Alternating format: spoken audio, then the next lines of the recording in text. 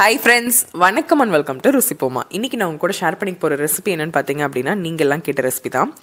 இட்லிக்கு மெஷர்மெண்ட் எக்ஸாக்டாக சொல்லுங்கள், லாங் வீடியோலாம் போடுங்க அப்படின்னு சொல்லி கேட்டிருந்தீங்க. ஸோ உங்களுக்காக தான் நல்லா மெதுன்னு பஞ்சு மாதிரி இருக்க இட்லி மெஷர்மெண்ட் தான் சொல்லியிருக்கேன். வாங்க வீடியோக்குள்ளே போயிடலாம். அது இந்த மாதிரி சுட சுட இட்லி கூட மட்டன் குழம்பும் மட்டன் வறுவலும் வச்சு சாப்பிடும்போது ஆஹா அப்படி இருக்குங்க. எவ்வளோ பேர் அதை ஃபீல் பண்ணுவீங்கிறத கமெண்ட் செக்ஷனில் கமெண்ட் பண்ணுங்கள். நான் சொன்ன மாதிரி நீங்களும் அரைச்சி செஞ்சு பாருங்கள், அட்டகாசமாக வரும். வாங்க வீடியோக்குள்ளே போயிடலாம். வெந்தயம் ஒரு டேபிள் ஸ்பூன் எடுத்துருக்கேங்க. நல்லா தண்ணியில் கழுவிட்டு நைட்டே ஊற வச்சுருவேன் நான். நீங்கள் அதுக்கு அடுத்த நாள் காலையில் இட்லி அரிசி ஊற வைக்கிற மாதிரி இருந்தீங்க அப்படின்னா நீங்கள் நைட்டே வெந்தயத்தை ஊற வச்சுருங்க. அப்போ தான் நல்லா இட்லி மெதுன்னு சாஃப்டாக கிடைக்கும். இட்லி அரிசி நான் 1.5 படி அளவுக்கு எடுத்திருக்கேன். நல்லா கழுவிட்டு ஊற வச்சுருக்கேன். இது ஆஸ் யூஷுவல் ஒரு 2 மணி நேரம் ஊறினாலே போதும். இது கூடவே பார்த்தீங்க அப்படின்னா நான் கொட்டைமுத்து இருக்கு இல்லையா, அதை தோல் ஒழிச்சிட்டு ஒரு 10 கொட்டைமுத்து போல் நான் ஆட் பண்ணியிருக்கேன். உளுத்தம்பருப்பு பார்த்திங்க அப்படின்னா நல்லா கழுவிட்டு அதிலே 1.5 டம்ளர் அளவுக்கு நான் உளுத்தம்பருப்பு ஊற வச்சுருக்கேன். உளுத்தம்பருப்பு நீங்கள் ஊற வைக்கும் போது ஃப்ரிட்ஜில் தூக்கி வச்சுருங்க. நல்லா மாவு மெதுன்னு கிடைக்கும், நல்லாயிருக்கும். உளுத்தம்பருப்பு நல்லா ஊறும்போது ஃப்ரிட்ஜில் வைக்கும்போது நல்லா சூப்பராக இருக்கும். அதே மாதிரி நீங்கள் ஆட்டும் போதும் உளுத்தம்பருப்பில் ஐஸ் தண்ணி ஊற்றினீங்கன்னா நல்லாயிருக்கும்.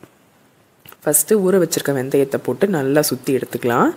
வெந்தயம் நல்லா இந்த மாதிரி மெதுன்னு வரணும். வந்ததுக்கப்புறமா நம்ம ஊற வச்சுருக்க உளுத்தம்பருப்பை ஆட் பண்ணிக்கலாம். அதே மாதிரி நம்ம என்ன தான் கடையில் கொடுத்து இட்லி மாவு ஆட்டினாலும் அந்த வீட்டில் அரைக்கிற அந்த இதுவே பக்குவமே தனி தான். நம்ம கடையில் கொடுத்து ஆட்டிட்டு வந்தோம்னு வச்சுக்கோங்களேன், மாவே ரொம்ப கம்மியாக இருக்க மாதிரி தான் இருக்கும். அதே நம்ம வீட்டில் ஆட்டும்போது நிறையா நமக்கு கிடைக்கும். இந்த மாதிரி இந்த கிரைண்டர் தாங்க பெஸ்ட்டு கிரைண்டர். எத்தனை கிரைண்டர் வந்தாலும் இந்த கிரைண்டருக்கு இணை வேறு எதுவுமே இல்லை. நீங்கள் எந்த கிரைண்டர் யூஸ் பண்ணுறீங்கிறது கமெண்ட் செக்ஷனில் தெரியப்படுத்துங்க. ரெகுலராக வீட்டில் ஆட்டுறவங்களுக்கு இந்த கிரைண்டரோட டெக்னிக் தெரியும். அதே மாதிரி மாவும் அவ்வளோ சூப்பராக இருக்குங்க.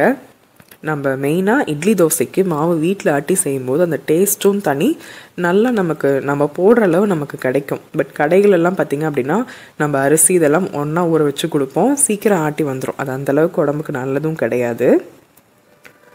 ஃப்ரிட்ஜில் வச்சு எடுத்துருக்க உளுத்தம்பருப்பை ஆட் பண்ணிக்கலாம். உளுத்தம்பருப்பு பார்த்திங்க அப்படின்னா நல்லா மையாக அரைஞ்சி வரணும். அரிசி மட்டும் ஓரளவுக்கு 1-2 அரைச்சாலே போதும். கொஞ்சம் பிறுபிறுன்னு வர மாதிரி அரைச்சிக்கோங்க. உளுத்தம்பருப்பு போட்டு அந்த ஜில் தண்ணியை ஊற்றிருங்க. நல்லா பாருங்கள், சூப்பராக மெதுன்னு வந்திருக்கு. உளுத்தம்பருப்பு நல்லா நைஸாக அரைச்சிக்கோங்க. வலுன்னு அரைச்சி எடுத்துக்கலாம். நம்ம எடுத்து வச்சுருக்க தண்ணியில் கொஞ்சமாக உளுத்தம்பருப்பை போட்டு செக் பண்ணிக்கலாம். நல்லா மிதந்து வரணும். அப்படி வந்துச்சுன்னா நல்லா பொதுன்னு வரும் இட்லி தோசை. பாருங்கள், நல்லா சூப்பராக உளுத்தம்பருப்பு ஆடி வந்துருச்சு. அவ்வளோதாங்க. இப்போ நம்ம உளுத்தம்பருப்பு எடுத்துகிட்டு ஊற வச்சுருக்க அரிசியும் கொட்டைமுத்தையும் ஆட் பண்ணிக்கலாம். ஒரு சிலர் பச்சரிசிலாம் ஆட் பண்ணுறாங்கன்னா, நார்மலாகவே இட்லி அரிசி மட்டும்தான். அது கூட ஒரு 10 போல் கொட்டைமுத்து குளிர்ச்சிக்காக. வெந்தயம் நல்லா சுற்றினதுக்கப்புறமா நம்ம உளுத்தம்பருப்பு போட்டு நல்லா நைஸாக அரைக்கும் போதே இட்லி மாவும் வெந்தயமும் நல்லா மிக்ஸ் ஆகும்போது இட்லி சூப்பராக வரும். அவ்வளோதான், உளுத்தம்பருப்பை சூப்பராக எடுத்தாச்சு. இப்போ இதிலே ஊற வச்சுருக்க இட்லி அரிசியை ஆட் பண்ணிக்கலாம். ஒரு சிலர் கேட்குறீங்க, நீங்கள் இட்லிக்கு தனியாக மெஷர்மெண்ட் சொல்லுங்கள், தோசைக்கு தனியாக சொல்லுங்கள். அதெல்லாம் கிடையாது, ரெண்டுத்துக்குமே ஒரே இது தான் யூஸ் பண்ணுறேன்.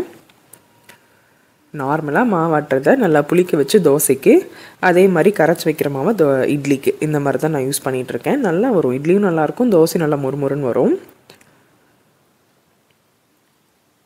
நம்ம எடுத்து வச்சுருக்க இட்லி அரிசியை ஆட் பண்ணிக்கலாம்.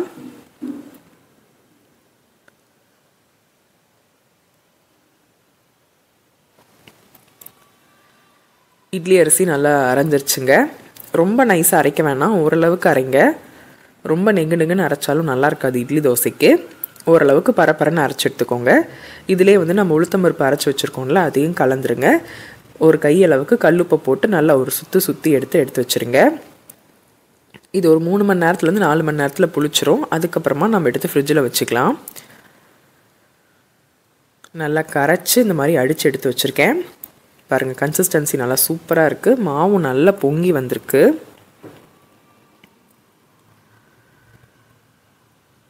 பெரிய பாத்திரத்தில் போட்டு மற்றதெல்லாம் ஃப்ரிட்ஜில் வச்சுட்டு கொஞ்சமாக மட்டும் எடுத்து உப்பு போட்டு கரைச்சி எடுத்து வச்சுருக்கேன். இப்போ நான் உங்களுக்கு இட்லி எப்படி ஊற்றுறதுங்கிறதையும் நான் உங்ககிட்ட காட்டுறேன். இதில் நான் சோடா உப்பு அதெல்லாம் எதுவுமே போட மாட்டேன். ஜென்ரலாக வந்து உப்பு மட்டும்தான். மாவும் நல்லா புளிச்சு வந்திருக்கு.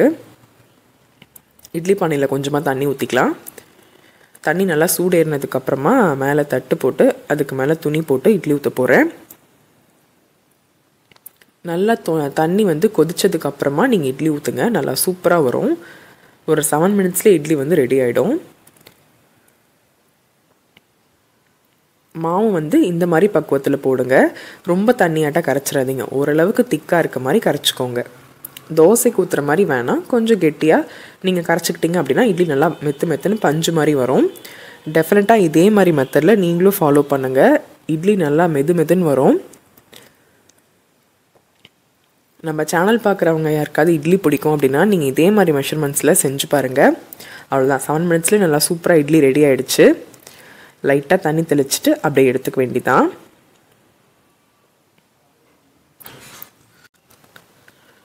பாருங்கள், இட்லி நல்லா சூப்பராக வந்திருக்கு.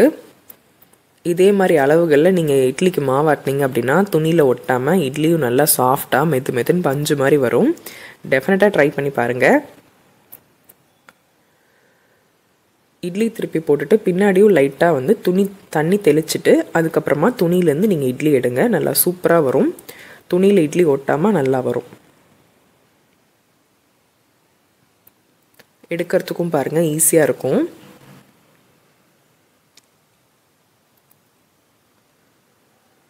அது இந்த மாதிரி இட்லிக்கு டெஃபினட்டாக நான்வெஜ் குழம்பு அவ்வளோ அட்டகாசமாக இருக்கும். இட்லியில் குழம்பா இல்லை குழம்புல இட்லியாங்கிற மாதிரி நல்லா போட்டு பெரட்டி சாப்பிட்றதுக்கு அவ்வளோ அட்டகாசமாக இருக்குங்க. டெஃபினட்டாக இதே மாதிரி மெத்தடில் நீங்களும் செஞ்சு அசத்துங்க.